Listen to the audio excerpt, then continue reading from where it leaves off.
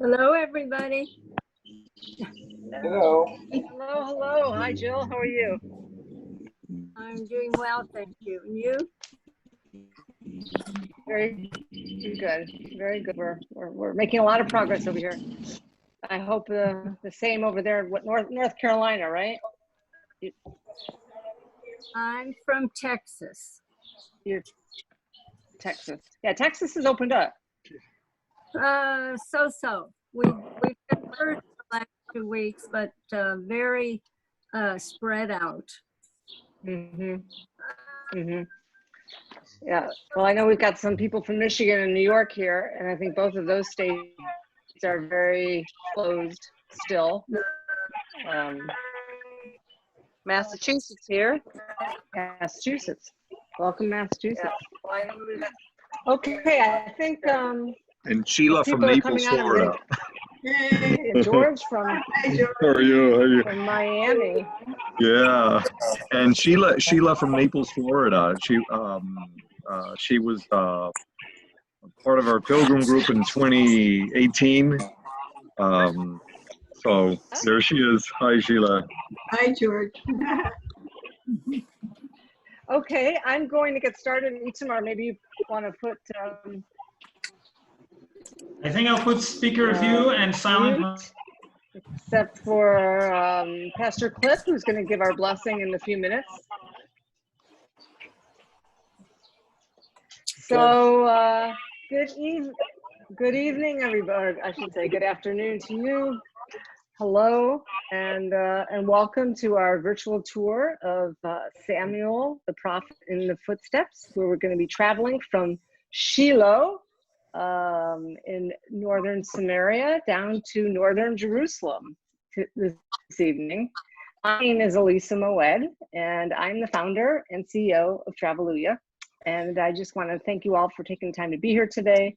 I know it's like right in the middle of your days, and we obviously really appreciate the fact that you're joining in tonight. For those of you who don't know, I know there's a few first timers. I just want to say Traveluia is an online travel site. I founded it 15 years ago. It evolved out of a consulting project. I'm a 30-year consultant that I did for the Pontifical Institute of Jerusalem. And Traveluia is based in Israel. I'm in Israel. I live in Ra'anana. I have 4 children. My husband, we moved here 15 years ago. And the site basically has 3 goals: to be the expert source for Holy Land travel. And we've got about 1,000 pages of content. We connect people to Israel. We really try to inspire them to learn about the country firsthand, not just about the ancient stones, but we call them modern stones, also current culture. And we, in times of non-corona, we life-changing experiences for people of many faiths, but obviously tourism is a particular specialty for people from different denominations, and really our people, like the people that work with us, tend to want to go deep and not just on the path sites, but really want to explore on a very deeper level. Obviously, currently there's no tourism to Israel, no international tourism. We do hope that will change. Anyone who's non-Israeli would be put into quarantine if they did come here for 14 days. But the good news is, with our quarantines, with our corona now less than almost 20 a day of new infections, we are really starting to open up. Our schools are opening, and most of them have opened by today. That means universities, grade schools, kindergartens, middle school. This week, by the end of the week, everything will be open in terms of education. Beauty shops, businesses, those are all open. Restaurants are not open, but everything is open for carryout. We do have social distancing rules that are in place, and people do have to wear masks. But if you were in Tel Aviv or in Jerusalem, you would feel the fact that people are out there and really trying to start to live life. Some of the hotels have opened, which we're very happy about. There are certain restrictions, and there's a lot of new health regulations, but that's going to be the process until we are absolutely, this disease pretty much eradicated. A number of hotels are open now. Some are opening next week.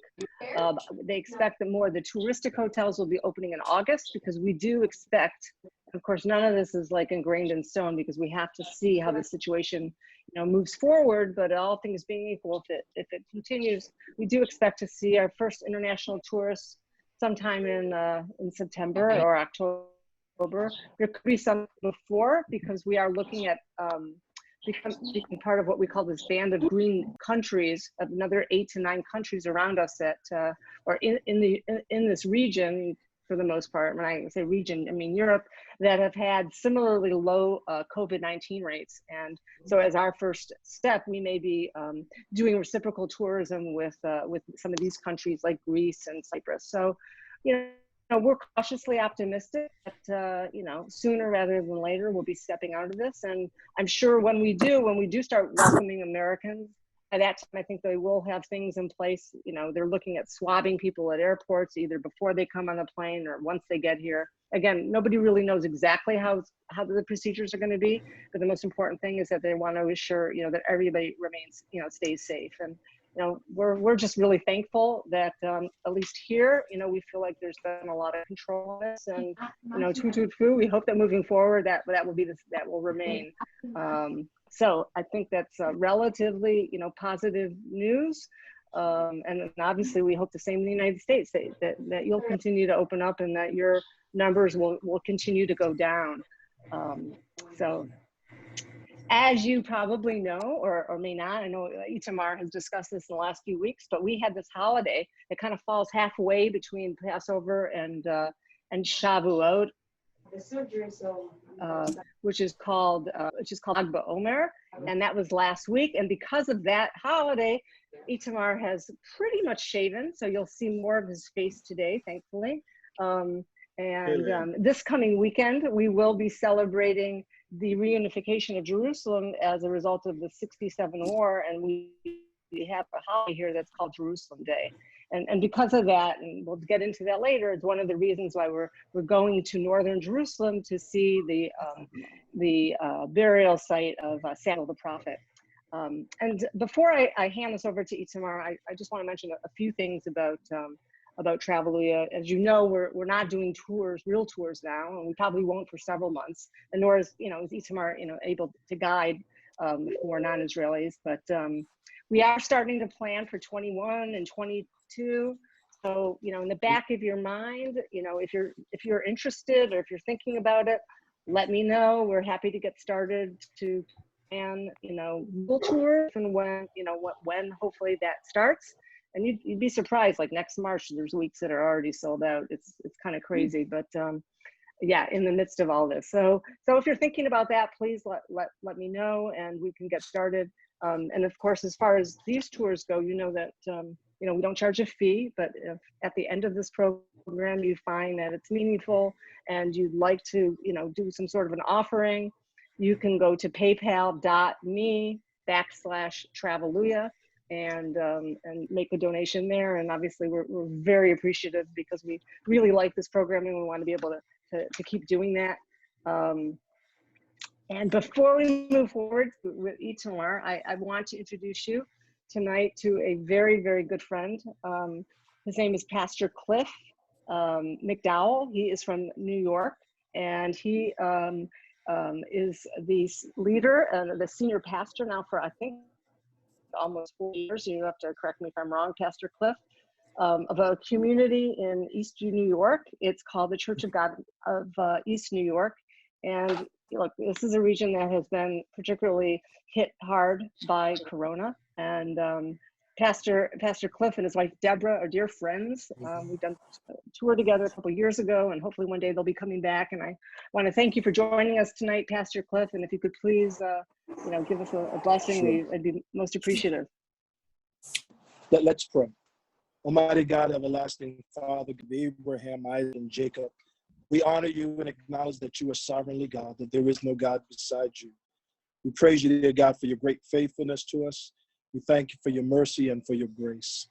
We thank you, dear God, for, Lord, the good news that we're hearing there in Israel about the healing of the land. And Lord, we pray for the healing of the nations. We pray for the healing of our lands, our families, and our loved ones. We pray, dear God, that you would continue, dear God, to give wisdom and insight to those, Lord, that are working on finding vaccines and cures.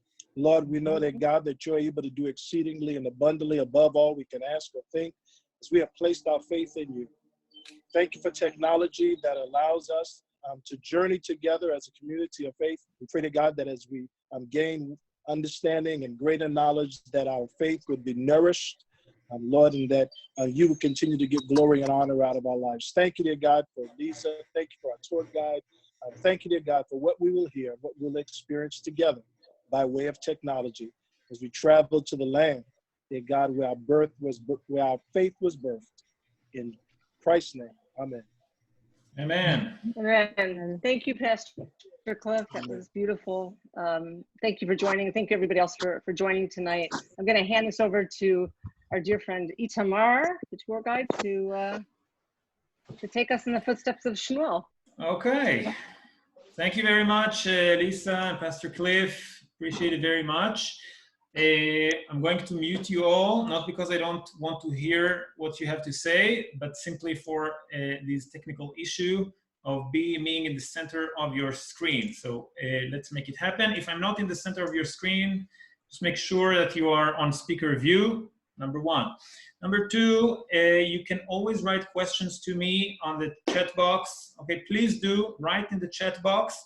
There will be little breaks in which I'm going to ask Elisa to follow the questions. Then she will read it to me as I'm playing a little bit with the technological aspects of it. I want to say that this is probably my 40th tour online. Since the coronavirus crisis has started, I've guided with Elisa and on my own about 2,700 people in the last 6 weeks. So I think this is way more, Elisa, than what I guided in 2017, 2018, and 2019 together combined. So that was awesome. So again, this whole idea of making Israel accessible for people that are stuck at home, or people with disabilities, or people with health issues, and even people that financially cannot afford that. This is truly a blessing. And I can say for myself, if one good thing came out of this sad crisis, it's the fact that we realized how closer Israel really is now. So this is, again, something that I feel very blessed for, to be given the opportunity to show it to you. Okay, today we're going to focus on Prophet Samuel. But clearly there is some introduction. I want to start at the end.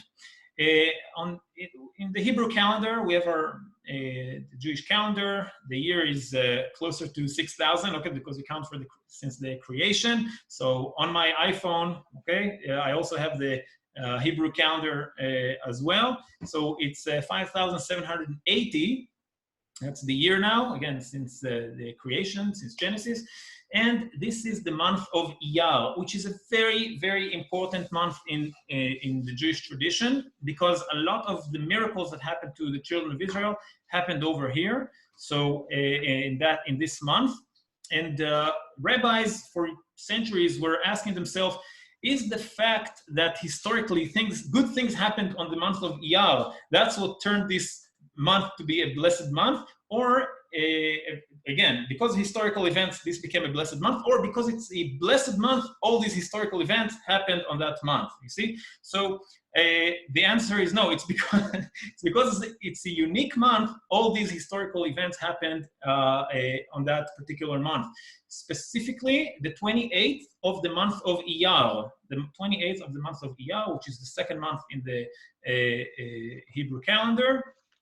So Nisan, Pesach, Passover, this is the first month, and Iyar is the second one. So the 28th of Iyar, this is the memorial day for Samuel. He's buried over here according to the tradition. Okay, Prophet Samuel is buried over here. And in 1967, on the second day of the Six-Day War, Israel, the Israeli army took over the tomb of Prophet Samuel and Jerusalem. Okay, I'm talking about such a historical moment because since the days of the Maccabees, 2,100 years ago, Israel and the Jews were not sovereign of their Holy Land, and specifically Jerusalem and the Temple Mount. So this is how epic this day is, the 28th of Iyar, Jerusalem Day, which is coming up this Friday. Okay, so what we're going to do now, I want to give you a little background, and then we're going to dive into the story of Shmuel. I'm sure you're going to have tons of questions. I promise to answer as much as I can, but again, within the time limits, so it won't be too exhausting for those who need to leave within an hour. So the first thing that I'm going to do is to share my screen. I want to give you a little brief. I'm sure you're familiar, but it's just needed, I think, just to catch up. I'm sure you can all see my Google Earth now. So this is this is Israel, okay, this area over here. In Passover, the children of Israel left Egypt, wandered in the desert for 40 years, came not from, instead of taking the short way from the land of the Philistines over here, where now is Gaza Strip, they had to wander in the desert for 40 years. Long story short, they came inside Israel from the eastern border, from the Jordan Valley, Jordan River, and crossed it in front of Jericho, just over here. So this is the Mediterranean coast. Tel Aviv is over here. This is Jerusalem, just over here. And the Jericho and the Jordan River is just over here. Once the children of Israel crossed the Jordan River with Joshua, they stopped for Passover in a place called Gilgal. That's the name, Gilgal. Today there is a kibbutz or a farming community called Gilgal, somewhere over here. It's not exactly the same spot. It doesn't matter so much. The important thing is that somewhere near Jericho, they had their first Passover finally in the land of Israel, just over here.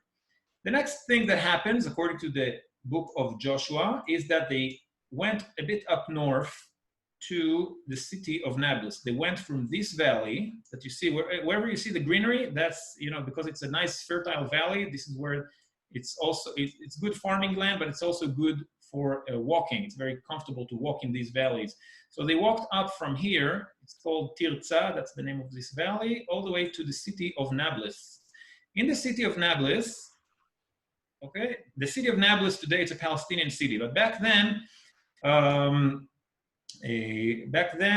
they had a very unique moment there with Joshua. Mount Ebal, which is in the northern part of Nablus, is over here, and Mount Gerizim. It's all mentioned in the book of Joshua. It's over here, this mountain. Okay.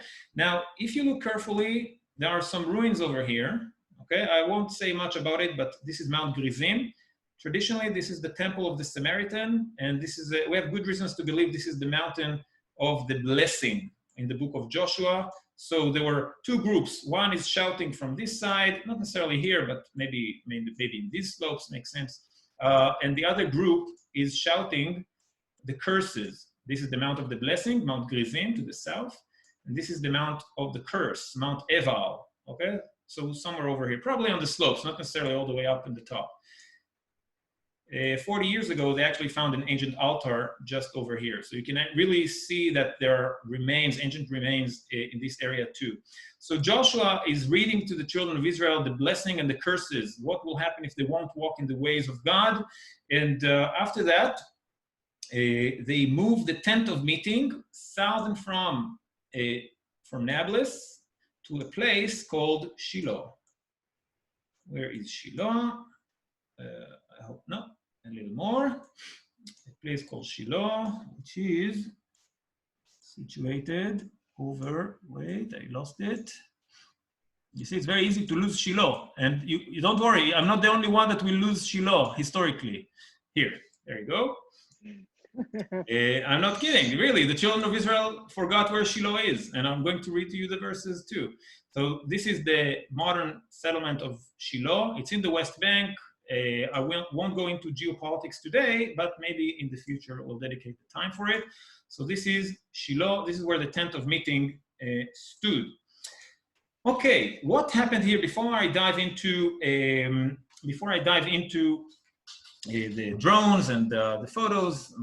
I made PowerPoint for this time. I want to try another technique. What happened in Shiloh in the days of Joshua? So it says this, that the tribes of Israel basically conquered some parts of the land, then they gathered up in Shiloh. Then I'm reading from the book of Joshua, chapter 18. Then the men arose to go away, and Joshua charged those who went to survey the land, saying, "Go, walk through the land, survey it, and come back to me, that I may cast lots for you here before the Lord in Shiloh." Casting lots for the territories of the 12 tribes in Shiloh. Okay, so this is, again, the idea of casting lots always resonates something completely different in the context of the New Testament, but casting lots is a known technique in the Bible. Whenever there's something whenever something important is supposed to happen and it's very difficult to decide about it, they would cast lots on it, again, as God asked them to do so. So this is, again, how they divided the different territories of the tribes. And the next thing I'm going to do is to show you the map of the tribes. Just give me a second. I want to make sure. Yes, this is it. I'm going to share my amazing PowerPoint. Okay, take a look. This is the Jordan River today. I specifically love this picture because you can see the tourists here by the water. It's not the mighty Jordan River anymore, as you can see. It's only something like 30 feet apart, something like that, maybe even less. Okay, this is the eastern bank of the Jordan River itself. And you can see the tourists over here. You can see the soldiers right here in the middle, and the Muslim group also walking by. So this is very interesting way to see that. Okay, back to the map of the 12 tribes. This is, again, in the book of Joshua. They describe in great detail how they divided the territories between the different tribes. So I'm not talking about all the tribes. I just want to point out that Shiloh is right here. Take a look, pretty much in the center of the different tribes, compared to Jerusalem, which is a bit south from it, about 30 miles, 28 miles south from Shiloh, okay?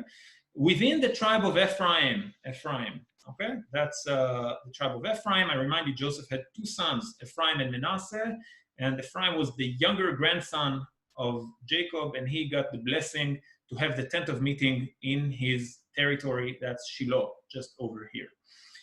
Okay, so this is, again, the map of the tribes. I want to show you something from a modern Shiloh. Take a look at their synagogue. The synagogue, they designed it in the shape of the tent of meeting, Ohel Moed, the tent of meeting, or the Mishkan. You may be familiar with it as the Mishkan. And what you can see here is that it looks really like the way they designed it. It's the same architecture as the tent of meeting. It's supposed to look like a tent. Okay, of course, it's made of concrete and everything, but it's supposed to look like a tent. They also have the altar just in front of it, but this altar is actually the intersection for the women to go to the women's gallery up here. It's a very unique synagogue. That's how it looks like inside. Also, the Ark of the Covenant is where now they keep the Torah books, the Ark for the synagogue. Something that looks like an altar just over here where the main Chazan, it's called, the one that leads the prayer. This is where he stands and reads. And again, you can see it's like a tabernacle. See, it's designed, it's covered with wood. So it's supposed to look like the tent of meeting in Shiloh. That's how it used to look like. Okay, this is a little model for that. So you can see it's not a very, this is just a model, of course, but it was not a very big tent, actually. It was, the whole thing is 150 feet long from one side to the other, and 25 meters, so 75 feet from one side to the other over here. And the tent itself is also very, very small, about 10 meters on 5 meters, this more or less the measures, so 15 meters on 5 meters. So it's not very, very big, 45 feet on, again, like 15 feet. So very, very small. You can see the altar right in front of it. That's how it looked like. And the next thing I want to do is to share the drone footage. So let's take a look. Let me just start it, and I'll share the screen with you. Okay, let's Yeah, do this it. will give a good perspective over the area. Yeah, of how Shiloh, how the ancient Shiloh, again, how it looks like. So let's just share it. Okay, let's start in the beginning right here. Let's go. So this is the hill of Shiloh. This is the top of that hill, okay? A modern Shiloh is right over here. And let's just walk around. Whenever you see rubble of stones, it's not just rubble, it's remains from the ancient structures, walls, fences, storerooms of Shiloh over here, for example. Okay. This area where you see the kids, this is where the tent of meeting stood. And the amazing part over there is that you can actually see parts of the rocks that were carved, so it will fit the more or less the measures of the tent of meeting plaza. Okay, you see, so this is something absolutely remarkable. That was, again, they realized that only in the mid-70s that this is again the location. So that's, these kids are actually standing where the tent used to be. There are lots of digs taking place there since the 70s. They haven't finished yet, and I don't think they will finish in the foreseeable future. The location that we see now over here, these are the Byzantine churches that used to be in Shiloh. We actually found the mosaics. We have found inscriptions in Greek that says, "Blessed is God blessed is God for this church in Shiloh." Okay, something like that. That would be the translation. So usually archaeologists scratch their head and they say, okay, how do we prove that this is the actual place? And over there, they actually found a sign from 1500 years ago that says, yes, this is Shiloh. We have other indications that we clearly know that this is Shiloh. It's 100%. I mean, there's no doubt that this is the location of ancient Shiloh. And one of the most amazing examples for that is not just the ruins that we have, but also this inscription, the plaza of the tent of meeting, and the geographic description in the Bible itself, the Tanakh. I remind you that I will call the Old Testament Tanakh. That's how we call it in Hebrew. This is the acronym. Okay, so this is again a recreation of the church over there. There's not much to see inside, just the old mosaic, and sometimes Christian groups that visit it will also say a prayer over here. Okay, so this is again an overlook. So this is where the tent of meeting used to be, this area. This is the top of the hill. We found, again, houses, walls, storerooms, etc., all around. And the entrance and the Byzantine churches are a bit, it's a little hard to see now, but it's just a bit at the bottom of this hill. There we go. So now you can get a good perspective of it. Here, this is the entrance. You can see how many walls, rooms we have here. We really found a lot of the ancient Shiloh, not just from biblical times, but also the later Shiloh from the Greek period, the Byzantine period, and the Muslim era as well. We found an ancient mosque over there. So this is how it looks like. Okay, again, tent of meeting is over there. You'll see how important the fact that, I'll just go back a little bit. You'll see how important the fact is that the tent of meeting is actually at the end of the city, okay? So the walls and the fortifications are coming from this area, and then you have to go through the city, and then you'll get to the tent of meeting. So it's well protected at the end of the city. Good, I think we have enough. I'm stopping this. Let's see the other one. Yes. You want me? You want me to? Yeah, it's a nice view. It's a nice view. No problem. Yeah, So I like the see it. The beautiful part about it is that they also have why did it go away? That's the question now. I know that okay. come up in a second. By the way, Lisa, if there aren't comments, and I saw the chat is like... No, we're good. We're good? Okay, you just let me know, because I can use the time to answer something. Right. Very good. So let me just start the next one. Yeah, I think everybody saw that the question about the visitors, about the round structure is the visitor center there. This site has been redeveloped substantially over, I have to say, over the last 10 years. When I first went to visit it, maybe, I guess 13 or 14 years ago, it was truly almost all rubble. And now there's really what to see. There's a lot of, a lot of excavations, the visitor center, and just the area itself is stunning, is beautiful. Yeah, so this is... Have a look at this drone shot. Yeah, this drone shot, the beauty of it is really the landscape that he took. I will stop it every now and then because they run too fast sometimes, but take a look at the vineyards. It runs a little fast, but it gives you a sense. Yeah, take a look at the vineyards just next to Shiloh. Very important, the vineyards, and we'll get to that as well. Again, just to give you the landscape next to it. Yeah, we'll run a little faster now. I mean, I'm not moving it. That's the way they designed it, and that's the main visitor center. They have a movie over there. They have an archaeological exhibition over there, which is very, very beautifully done. Let's go back a little bit. I mean, the way it moves. Good. So this is the ancient mosque, and they have a better camera, so you can actually see the mosaics of the Byzantine Church. Yeah, you see that? Fantastic. Take a look how beautiful it is. So this is, again, from 14 and 1500 years ago. That's how old these mosaics are. We have tons of mosaics in Israel, and in the Byzantine era, we certainly had a lot from that time as well. Okay, this is again where the tent of meeting stood. We have parts of rocks over there that were carved simply to show us, to indicate really that this is where the tent of meeting stood, in order to keep the measures. Okay, I think we have enough. I don't want to get you too dizzy. Good. Yeah, very good. Okay. Let's continue. I just remind you this. Joshua dies, the coalition of the tribes starts to, it doesn't work as well.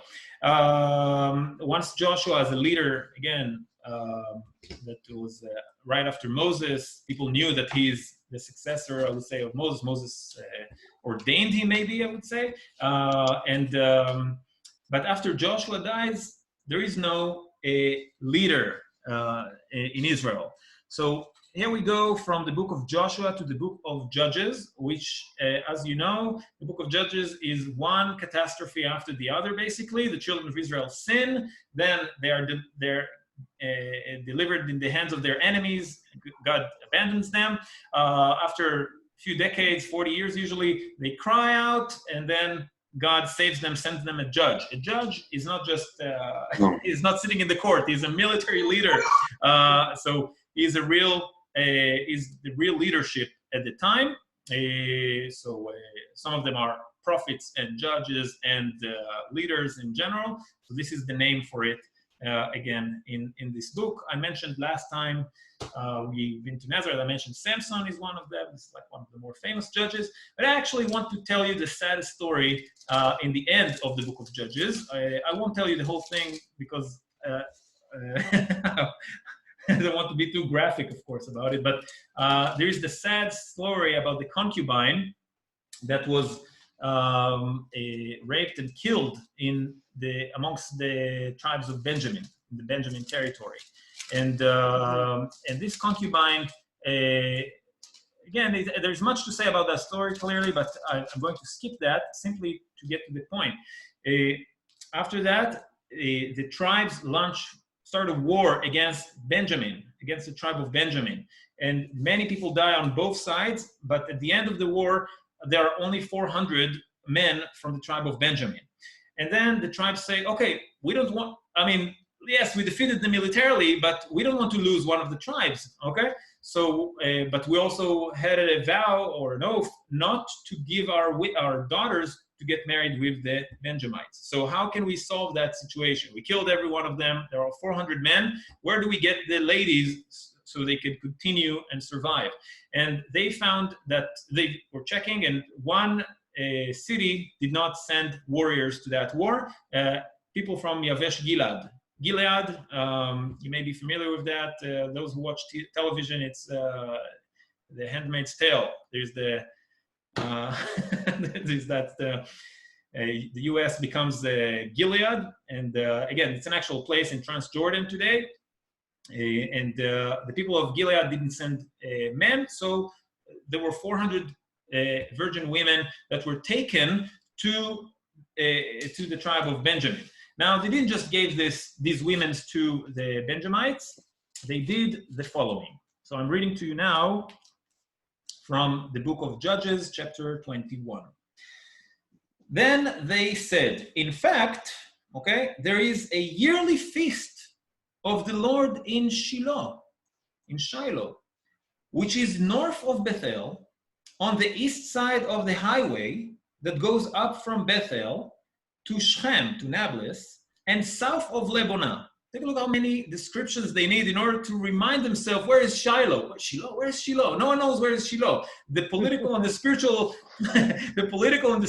capital of Israel after Joshua, or during Joshua's time, was practically forgotten. Okay, so they need all these descriptions. Yes, there's a feast in Shiloh, and then they say, yes, it's north of Bethel, eastern from the highway, and it's southern from Lebanon.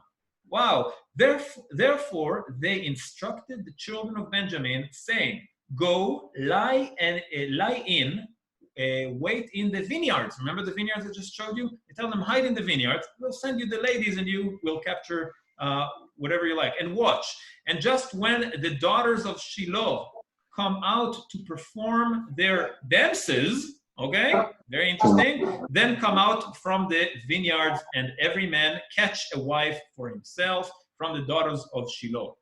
Wow, this is a very interesting moment in the national life of Israel. So this is again the story of ancient Shiloh in the book of Judges. So just to get you wait.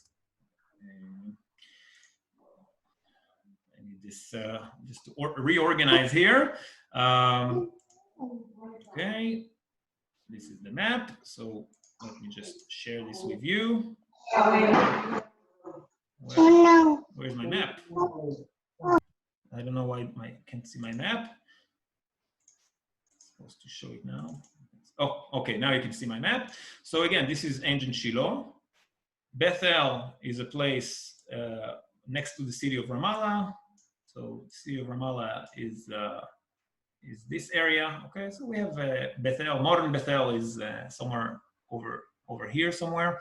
And then we have Shiloh, which is over here. We have a Palestinian village called Luban that preserves the ancient name of Levona, just over here, and eastern to the highway.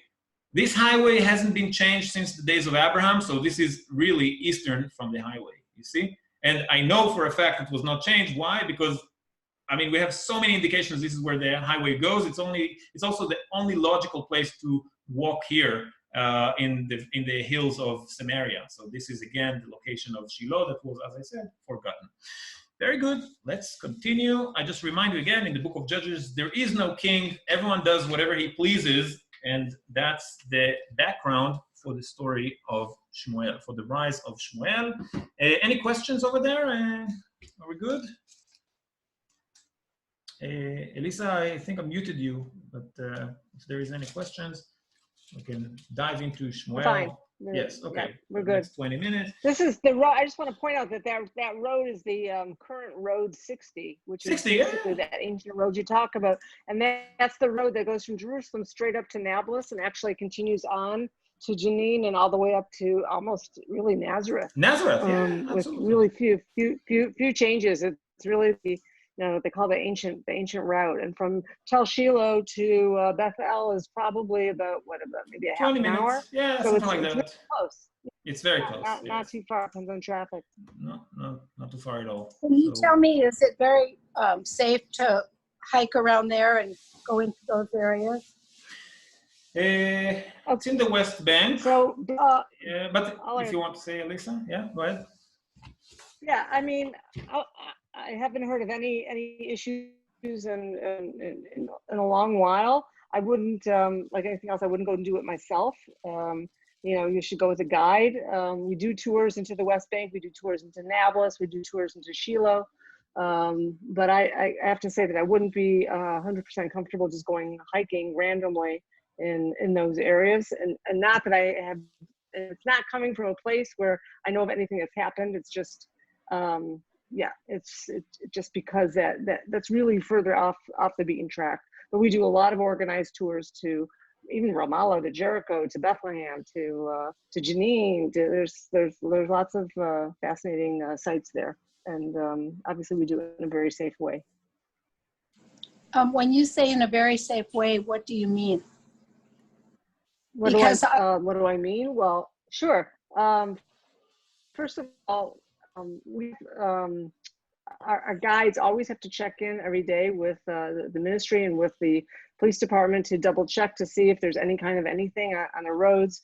You know, I've had less issues inside the West Bank because I've had one if there's a demonstration in Jerusalem, or I once had to move a group to Bethlehem because there was something in Jerusalem, and things were very crowded. But it's interesting. One time I had to move a group from Nablus because there was so much heat that there was concern that they were going to be losing electricity at the hotel.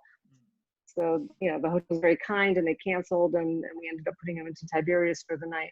So it's like anything else. We have to take very, you know, security is our number one concern. And there's a lot of checking that goes on each day to make sure the roads are clear, that there's no, you know, any kind of issues. Obviously we have an army here, and they are like in direct notification with tour guides and tour operators if things are, you know, if something happens all of a sudden. But we don't use, if you're asking about buses that are armed, or if you're getting to something like that, we actually stay away from that, because that for the most part becomes kind of like a red flag for anybody who is living in those areas, that this bus is coming through and does not feel, you know, safe. And so we tend to use East Jerusalem bus companies that can travel anywhere in both Israel and the Palestinian territories without issue. So I guess my next question, I mean, I've been to Israel several times, but I've stayed away from the West Sure. Bank. And the biggest, and we drive wherever we go. So is a person safe driving Sure. there? Again, I don't think I would drive through there randomly, but you know, I'm Israeli and I live in Israel, and for me it's illegal because of the conflict to go there without what we call a permission, which I can go and apply for. You know, so that's all I can tell you. I think that you know, like anywhere else, I think you have to take precautions, and you have to look at the State Department list, and if it tells you that you shouldn't be, you know, traveling there without, you have to take precautions. It's like if you're traveling anywhere else, and any inner city in the United States, I think you would, you know, have to think about where you're going to be driving to and staying out of certain areas. Okay, thank you. Welcome. Okay. Remember, it's the West Bank is not necessarily dangerous for Americans. It's, you know, the conflict is not with the United States of America. It's between Israel and the Palestinian territories.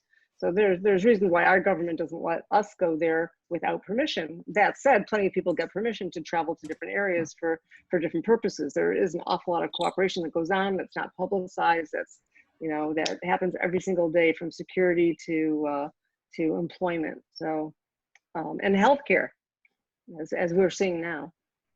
Thank you. Okay. Sure. I have a question. Yeah. Hi. Elisa? I would like to Yeah, know okay, yes. the myth. Oh, sorry. I'd like to know about the myth behind Shiloh, about giving birth. Women that are barren go there, and there's this myth about, like, if you go there, you'll give birth. Yes. Why is it? What is it related to? There you go. Two things. The first one is the women of Shiloh that we just talked about right now. And the next one is Hannah, which brings us which brings us to our next part of our conversation. I want to talk a little bit about Samuel's family. His mother is Hannah, which is barren. his father is Elkanah, which is a very interesting person. When you read about him in the first chapters of the book of Samuel, you see that he's like a wandering teacher. In a way, he reminds me of Jesus walking in the Galilee, teaching, and every time he goes to Shiloh, every year he goes to Shiloh, every time he goes through a different road. So he can speak with people. Hey, remember Shiloh? Let's go up. The tent of meeting is over there. The ark of the covenant. Eli, the high priest, Eli, the high priest is there. So let's go up and visit him. So he's like a wandering preacher that tried to build up the spirituality of the people after the death of Joshua. You see? So he has a very significant role, and you'll see that Samuel acts just the same.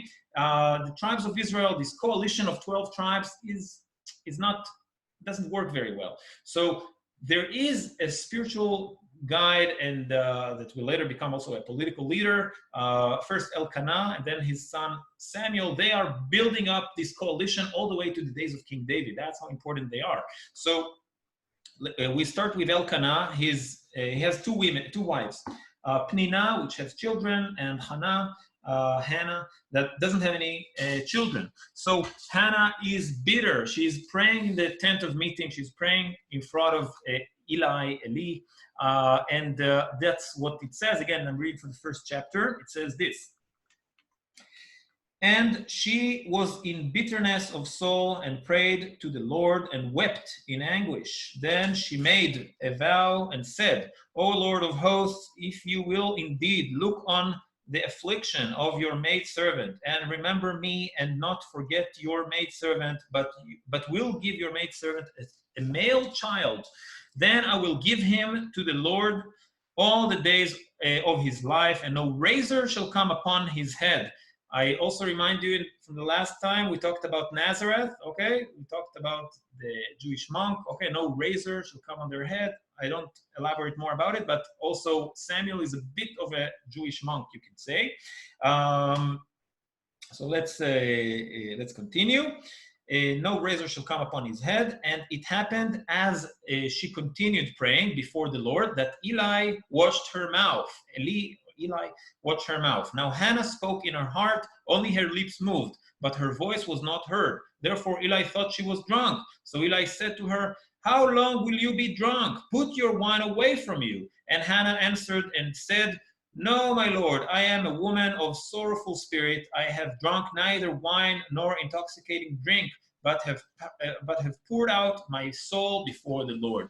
And this is the most amazing clash that we have between the organized religion, let's call it, and the spontaneous prayer of a bitter soul, the soul of Hannah. And this powerful prayer of Hannah became the model of the Jewish prayer today. I mean, this is, again, it's a huge discussion in the Talmud, how a person should pray, whether it should be from a book, the way we have it now, maybe in Catholic, I think it's called the Book of Common Prayer. In Judaism, it's called Siddur. But the idea of having an organized religion, a set prayer, a written prayer that takes a little bit of the spontaneous aspect of the prayer, that should be really from the broken spirit, from the bottom of your heart.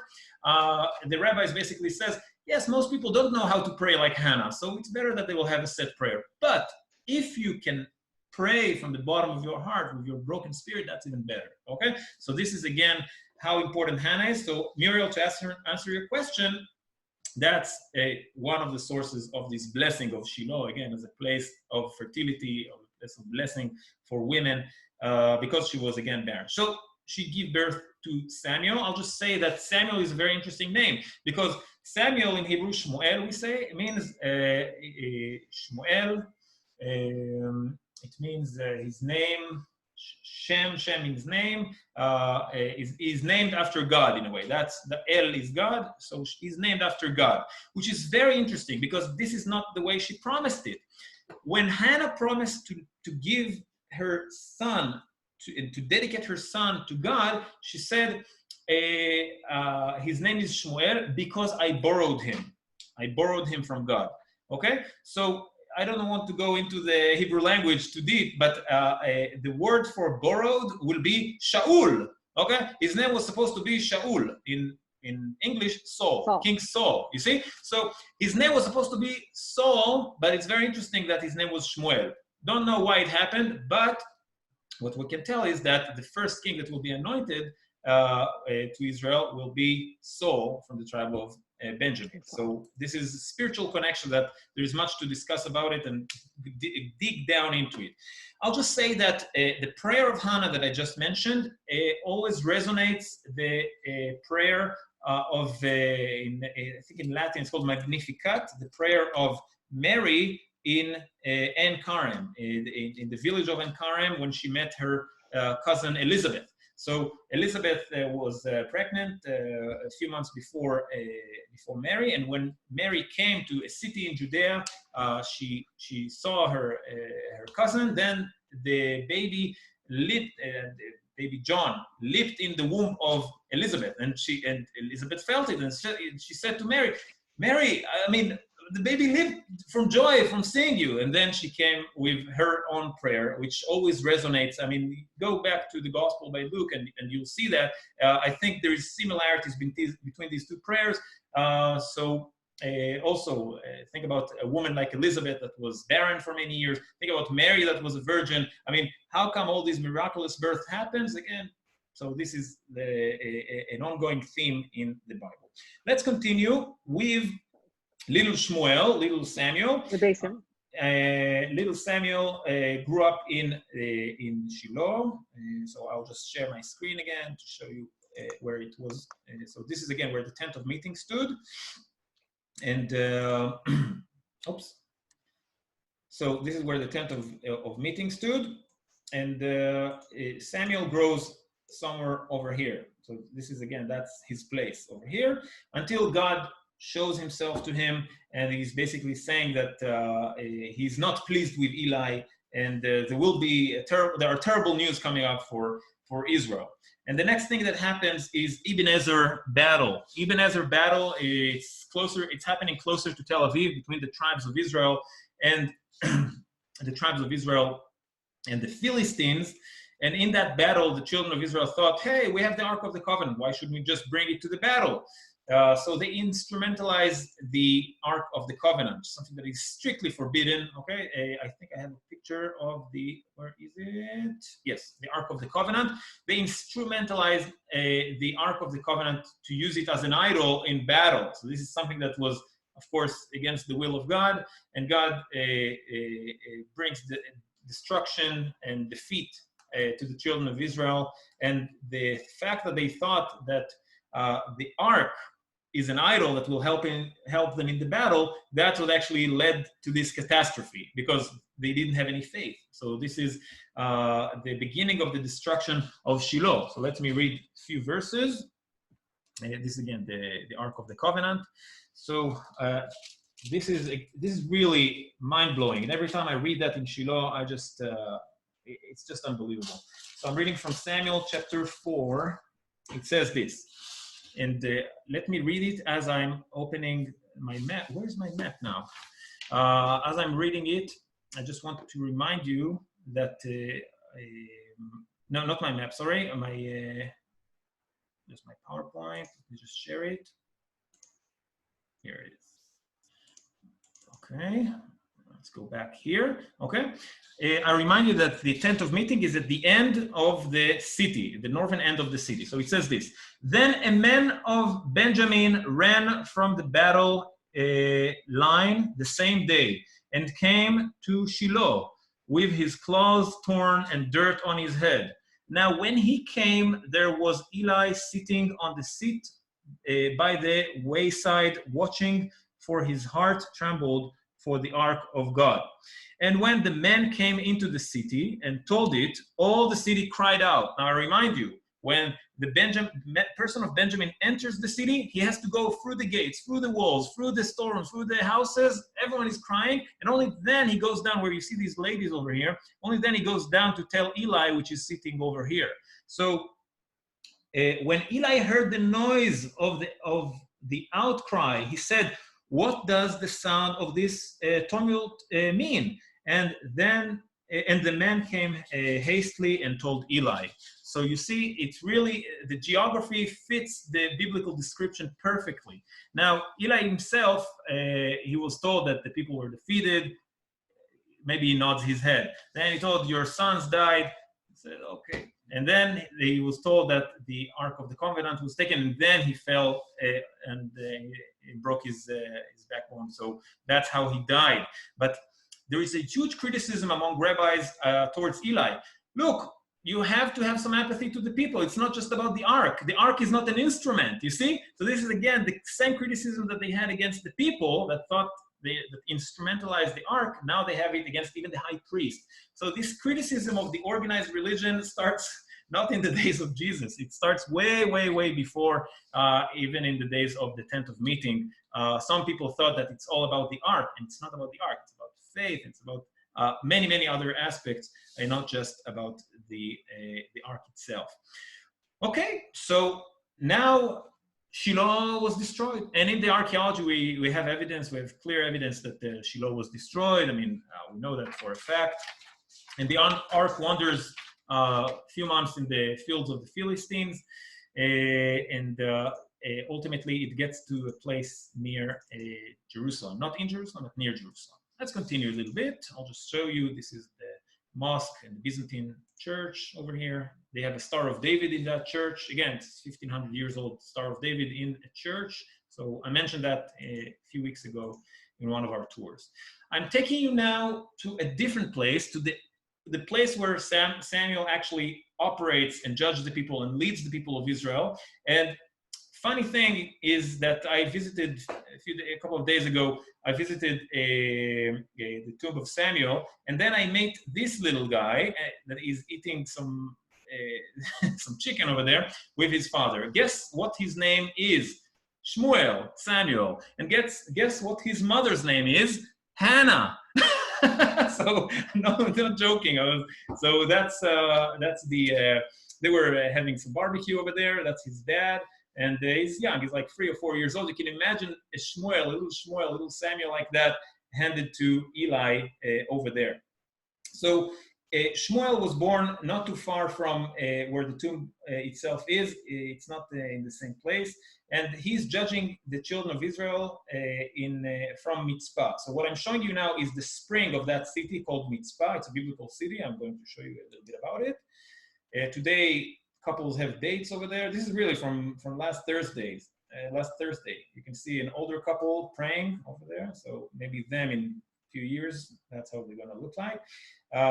We had, I saw, the ultra-Orthodox guys over here reading the Talmud. One is reading the Talmud from a laptop. I thought it's very funny.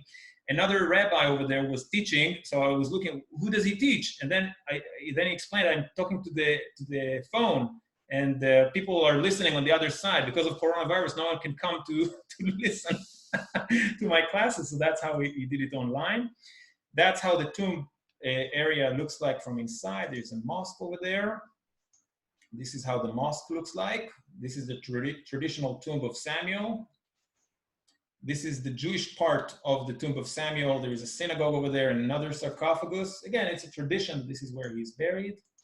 The vegetation there is really beautiful still. Now with the heat wave, it's pretty much dead, already dried out.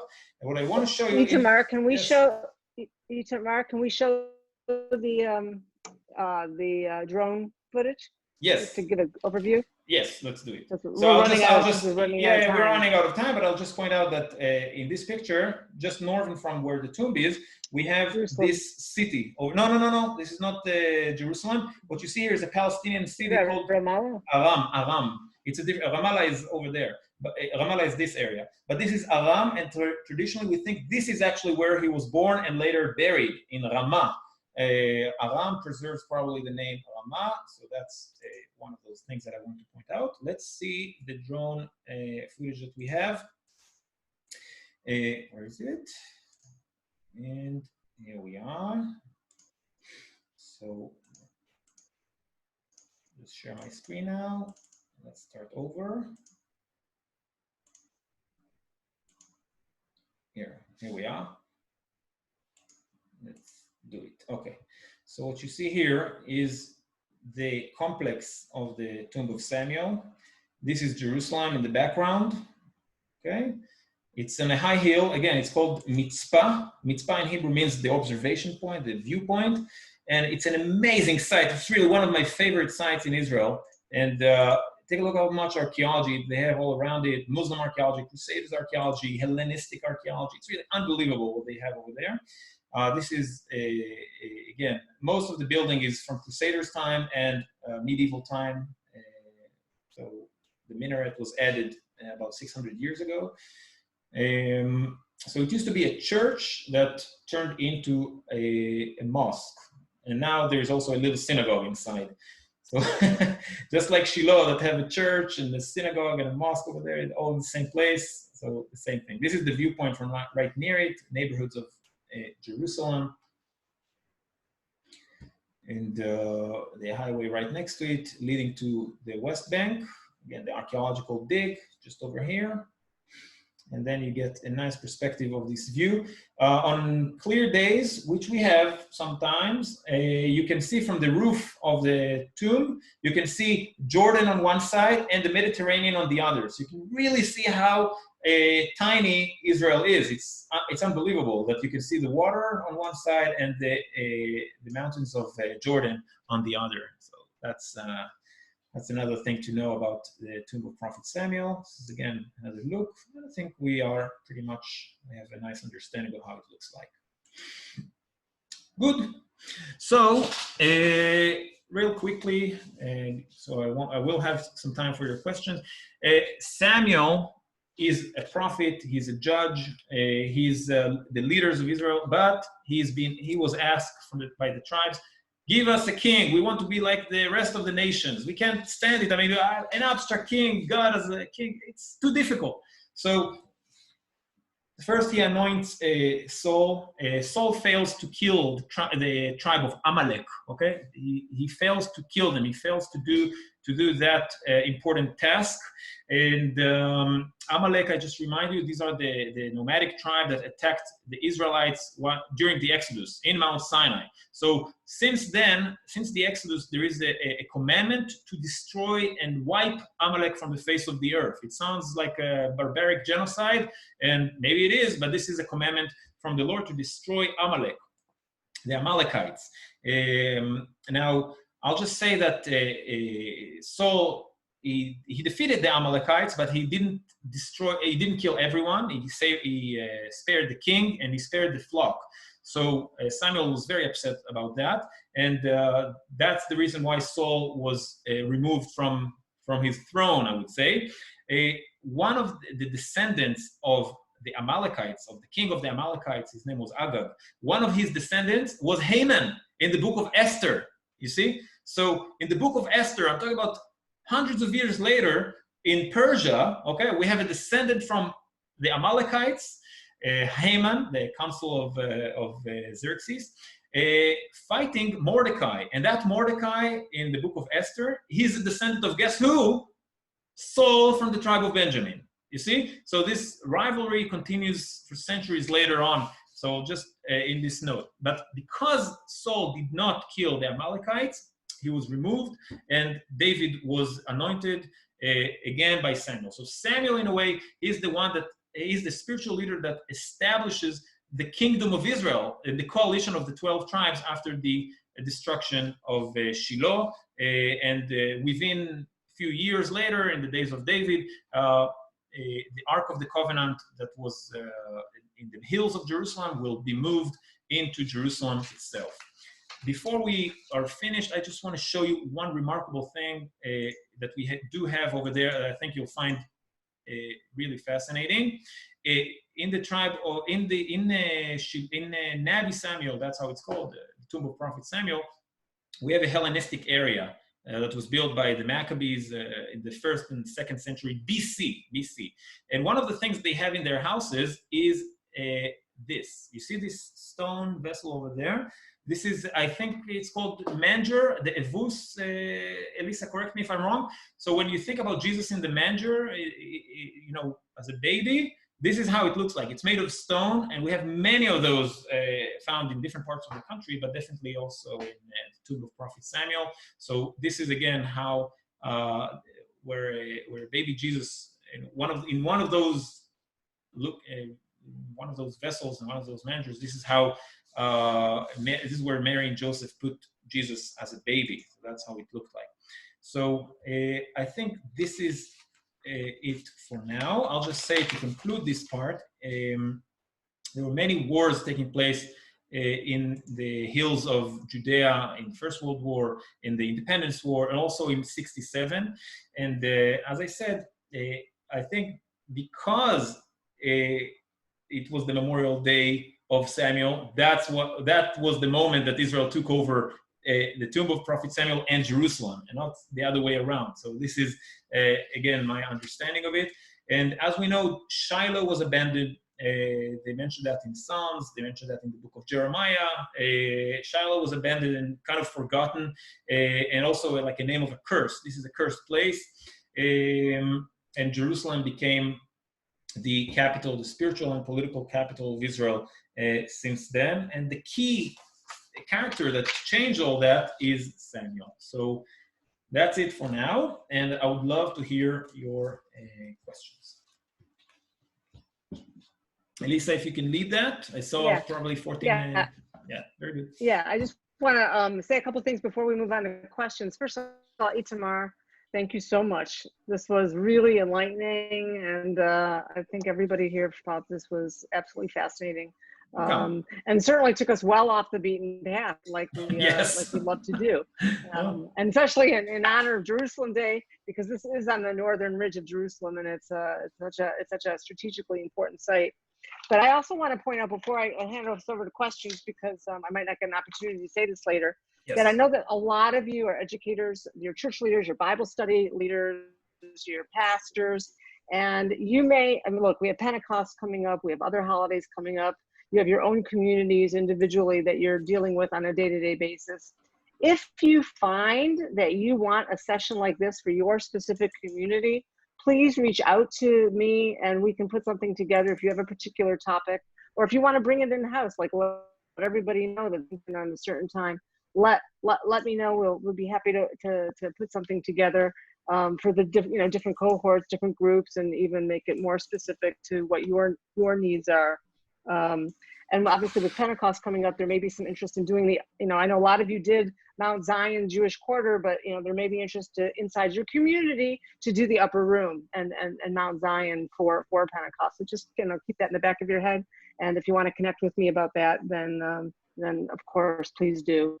One thing that would be really amazing for us, if you enjoyed the session, is Traveluia is on Facebook and Traveluia is on Instagram, and we also have a TripAdvisor page. If you want to take a moment, write a testimonial, and just say something about the virtual tours, this it would mean a lot.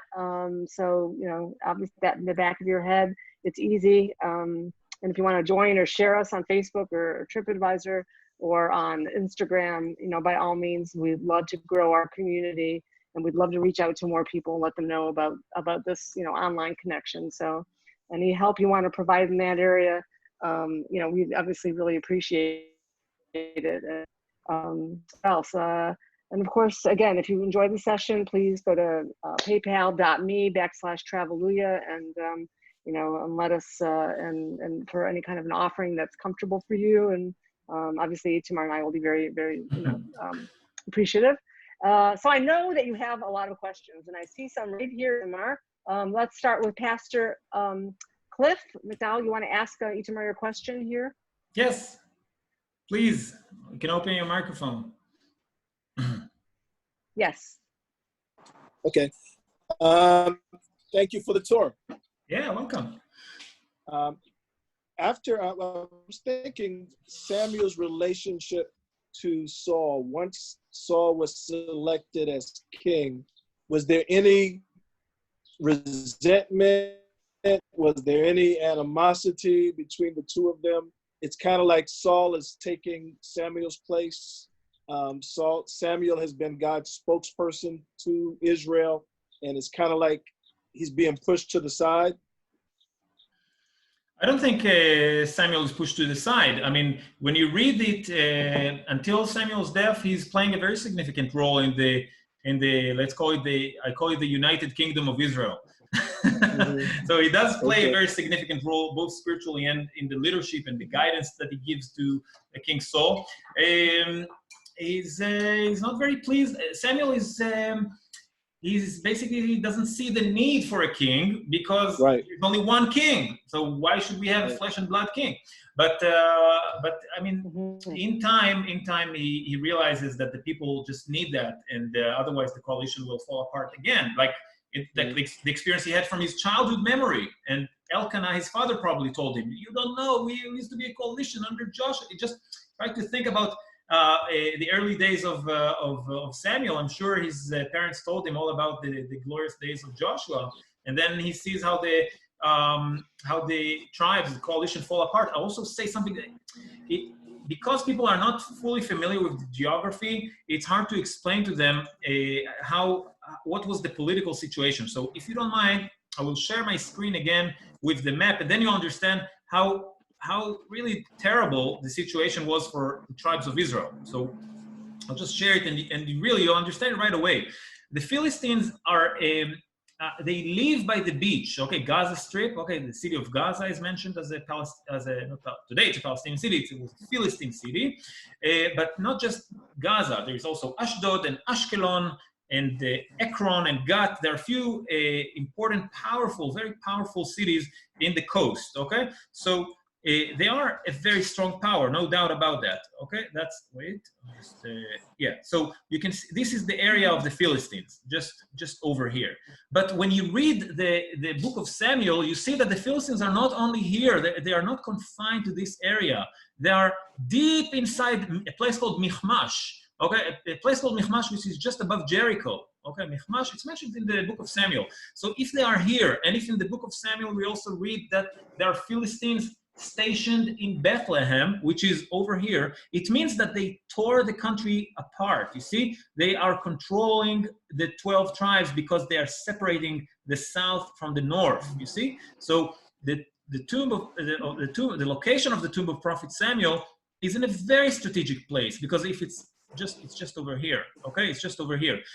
So if from there they're arranging this attack against the Philistines that tore the country and separated the different tribes, now they can unite the kingdom. So this is again the context in which Samuel and Saul and David are operating in order to unite the tribes. So this is it sounds like an anecdote, but this is actually the political background that without the geography, it's very difficult to understand how important the role of Samuel was at that time.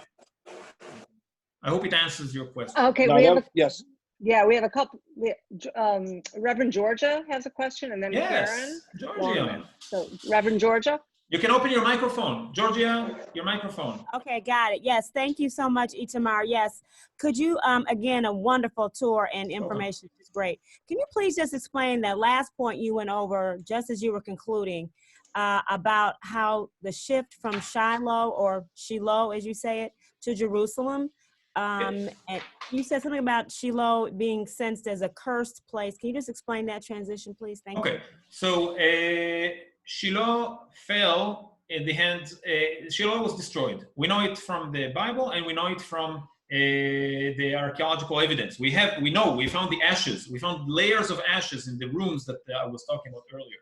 So Shiloh was destroyed, and then the Ark of the Covenant goes from the fields of the Philistines to a place called Bet Shemesh, then to a place called Kiryat Yearim. Today it's a Muslim village called Abu Ghosh, and then it goes later on in the days of David to Jerusalem.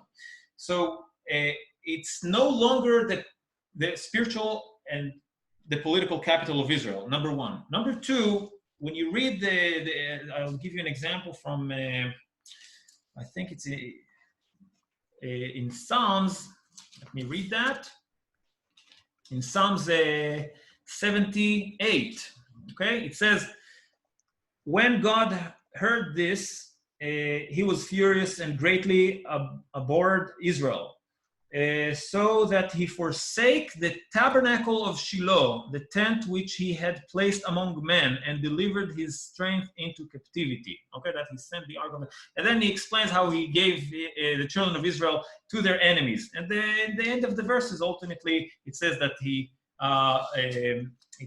but chose the tribe of Judah, Mount Zion, which he loved, and he built his sanctuary like the heights, like the earth which he has established forever. So God God decided to move, to abandon Shiloh and to move on. This is the tricky part. Why exactly God decides to leave not just Shiloh as a place, but Ephraim as a tribe? Okay, if the capital is in Ephraim, what happened over there? So take a look at the leadership, just the history of the leadership of Israel.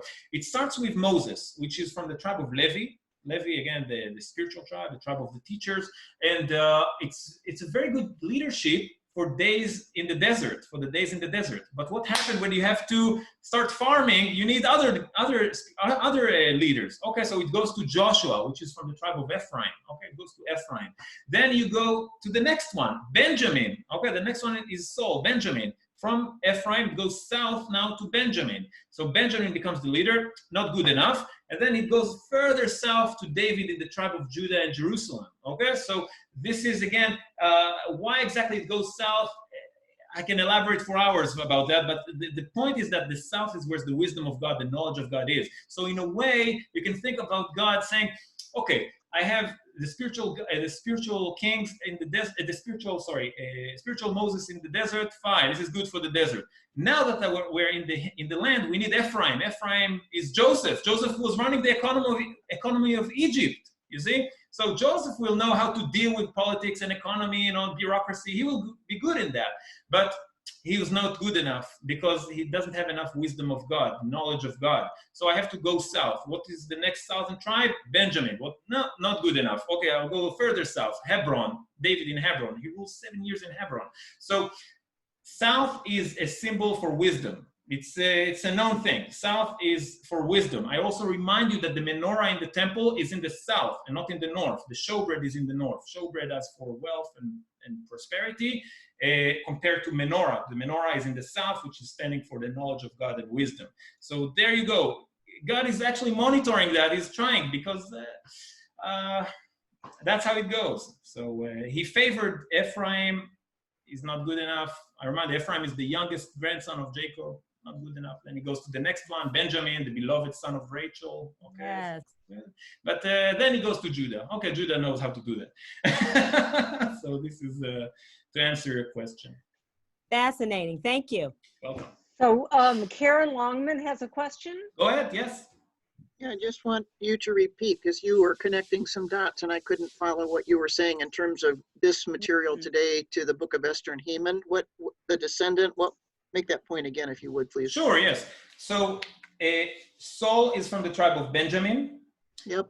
And the Amalekite king, his name is Agag. Agag, A-G-A-G. G. Okay, Agag. That's his name. This is happening, I'm talking about 11th century BC, okay? Now, this rivalry between Benjamin and Saul from the tribe of Benjamin and Agag from the Amalekites will continue in the book of Esther. And it says in the book of Esther that Mordecai, okay, he's from the house of Benjamin, okay? He's from the house of Benjamin. He's descendant of Saul, basically. And then you have Haman, that he is a descendant of Agag, same Amalekite king. So this rivalry will continue later on. And if you are familiar with the Jewish calendar and the Jewish holidays, we have Purim. Purim is all about the book of Esther. So this is, we note that. We also commemorate the fact that, just one second. Oh, here's Esther, okay? So you can just easily find that in the book of Esther. So in the book of Esther, it says,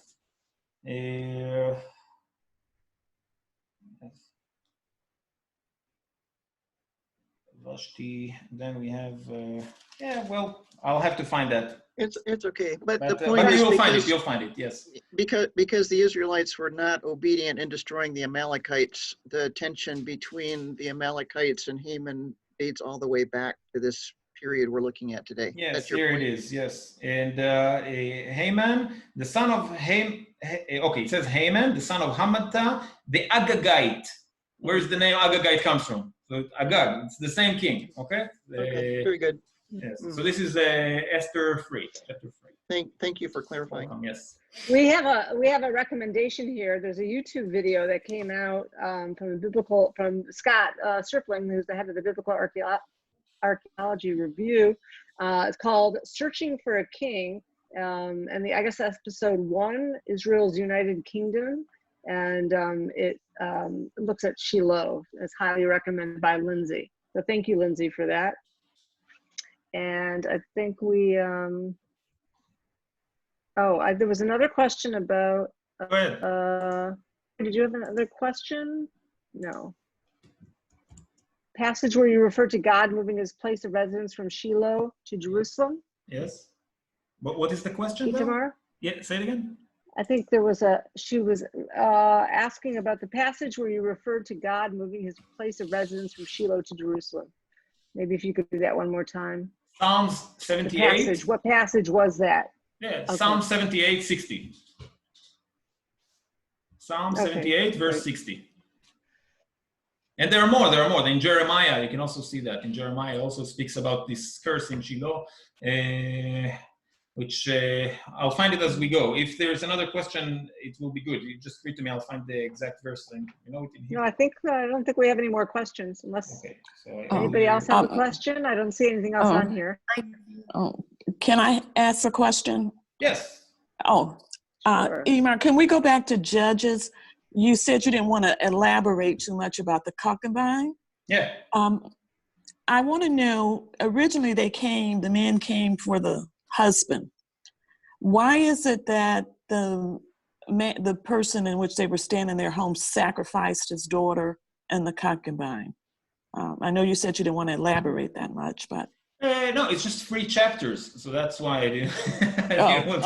It's not just 2 verses, so there are 3 chapters in the that speaks about it. Okay, this man was. You need to, when you read the text, you understand that this concubine was deserved to die. Basically, she was deserved to die. She probably betrayed on her husband, so she was supposed to die. She was was taken by her husband to be stoned to death in Ephraim. But I mean, you have to read to be familiar with the Jewish law. Plus, you have to understand how these verses work. But when you read that, this concubine fled from Ephraim, from the tribe of Ephraim, to Bethlehem, where she's from, or something like that. And then her husband, then the father of that concubine tells the husband, stay another day, because he wants to save his daughter, basically. Maybe I can talk him out of it, okay? But ultimately, after a few days, they have to go. Then the father stalls them a little longer, and then they only leave at noontime. When they leave at noontime, they walk on that road between Bethlehem and Jerusalem. They get near Jerusalem, and then the servant over there says, let's go to Jerusalem. It's just here. Let's just stay here with these Canaanites, with the Jebusites. And the husband of that concubine, he says, no, these are Gentiles. We don't want to stay with them. Let's go to our brothers in Benjamin. And then they get to that place, to Givah, and it ends up tragically, as we saw. Now, yes, there were bad people over there. Okay, there's much to say about the tribe of Benjamin at that time, but they were bad, and they wanted to rape her, and they wanted to rape the men. Actually, they wanted to rape the men, and that's how this night ends up. But this bad guy, that husband, let's say again in biblical terms, I'm not trying to lift him up to our standards today, but in biblical terms, okay, he was supposed to stone his concubine, okay, which is horrible, but that's what was supposed to be done in the biblical standards. But he did something very different. He handed them his concubine. They raped her all night. Then she came, and when you read the verse, it seems like she was still alive. And then he killed her. You see? And then he killed her, and not only that he killed her, he accused the Benjamites because he chopped her into 12 pieces, sent her over to the tribes, and then he said, look, take a look what the Benjamites did to us. Okay, so he started this civil war, you could say, between the tribes in a way. So again, it shows the deterioration, the complete deterioration, both spiritually and politically between the tribes, all the way to and almost annihilating one of the tribes. The horrific part of it is that just the chapters before that, it says that the son of Moses, Gershom, the son of Moses, and you won't find it in English Bibles. Don't worry, you won't find it. It doesn't say Gershom son of Moshe. It says Gershom son of Menashe. Okay, Gershom son of Menashe. He starts a new temple out of the, not in the tent of meeting. He starts a new temple.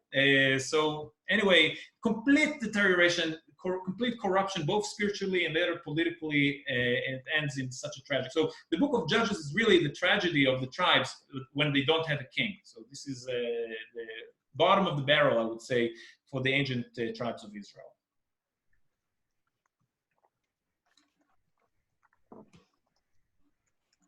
Yom Yerushalayim Sameach. Yes, thank you. Yeah, Happy Jerusalem Day. Yeah. It's a very happy day. Thank you, Itamar.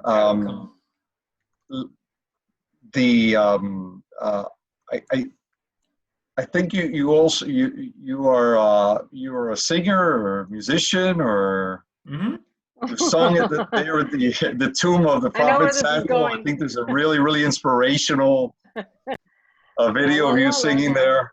Yeah. You may consider concluding our session today. No. But unless I mean, Elisa, are there any other questions that I should be aware of? I don't see any more questions. I have a question. I have a question. Sure, Muriel. Yeah, Muriel. Go back to the people wanted a king.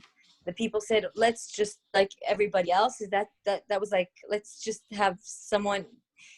I remember reading that God didn't want a king. He wanted the people to believe from their own, like just to believe in God as the king. Where did that king idea come from? Is it kind of in relations to, like, in a way, in today's day, like, like something to do with like deities, or something to do with like to believe in something that you can see that can guide you? I don't know. I'm curious about that. Yes, it's very clear. We want king like the rest of the nations around us. So they were just looking at, everyone has a king. Why don't we have a king? You see? So we need a king. That's and I just remind you that in the Torah, in the book of Deuteronomy, if I remember correctly, there is a part that's a segment that speaks about what are the restrictions of that king. So he can't have too many women, too much gold, too much horses. He can't take the children of Israel back to Egypt. There are many other restrictions about that king, the Israelite king. He's actually a very nerdy king. He's supposed to read in the Torah all the days of his life. So this is the king of the Israelites. Again, to restrict him and to make him a God-fearing king. So this is the restrictions on the king. Samuel, maybe in his heart, knew that I can't tell that, but maybe he thought, I just need to continue what my father did when he inspired the people to follow and go back to Shiloh. Maybe I can do that as well. But then, reality was stronger, and the trauma, I guess, that the tribes had after the war with Benjamin was so severe that they said, we need a king. We need someone to rule us over. His flesh and blood. And I'll connect that. You know what? I'll just to tie that, because it's really a beautiful point, actually, to just before I sing to you. So I just want to show you that there was a connection an interesting connection between Samuel as a prophet and King David.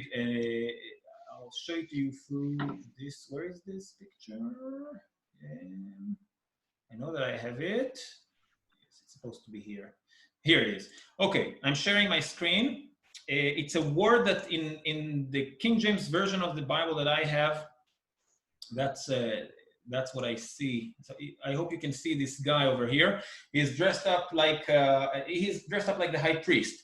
But there is a word called, in Hebrew, it's ephod. And in English translation, I saw that they use the same word, ephod, E-P-H-O-D, ephod. It's a garment, it's a specific garment. It doesn't have to look like that, like the choshen of the high priest, with all the stones, but it's some kind of a coat, basically. And we know it's in the scriptures, it's in the Tanakh itself, that Samuel had this coat and David had this coat. So in a way, the king is a little bit like a prophet too, you see? So we know it, it's in the text. You have to believe me, it's in the text. They both wear ephod. So in a way, they have this, the ephod was used to consult with God. You need to wear this garment in order to consult with God, in order to be a prophet. So in a way, Samuel maybe hoped that he is the king, but ultimately God chose David, and David got also this garment. So there is some spiritual connection between these two through this garment.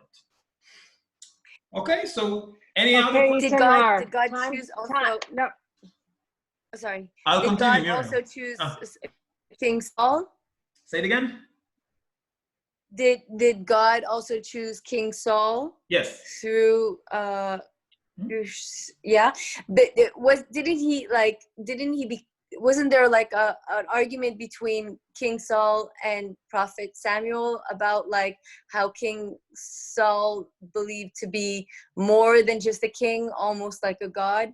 I'm not familiar with that part. No, I mean, not that I can remember that he's a god. No, the king was not. No, he's not a god, but he deceived.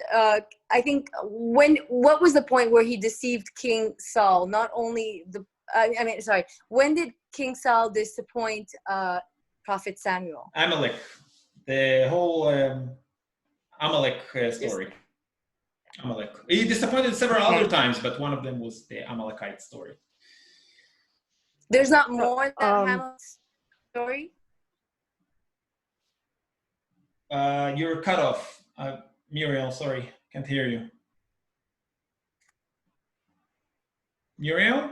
It's okay. Yeah. Okay. Yes, Elisa. Yeah, I'm here. No, I'm saying it's 10:30, and I think we really have to wrap it up. Muriel will be on the chat. So, don't worry. Yeah, okay. Okay, don't worry. Okay. We're on WhatsApp. It was together. great. Thank you. Okay. I really enjoyed it. I want to sing really to you enjoyed it. something for Jerusalem Day, if you don't mind. It's from Psalms. Praise Jerusalem. So, Shabechi Yerushalayim et Adonai. Haleli Elohai Zion. Shabechi Yerushalayim et Adonai. Haleli Elohai Zion. Ki chizak beichei she'aich. Ki chizak beichei she'aich. Berach banaich bekirbech. Berach banaich bekirbech. Berach banaich bekirbech. Haleli, Haleli Elohai Zion. Haleli, Haleli Elohai Zion. Yay. Thank you. Wonderful. Thank you. That was great. Wonderful. Oh, wonderful. Thank you. Well, what were you singing about? So this is from Psalms. Praise Jerusalem. Keep your children among you. Forgot the exact verses. Where is it? It's I think it's 90 something.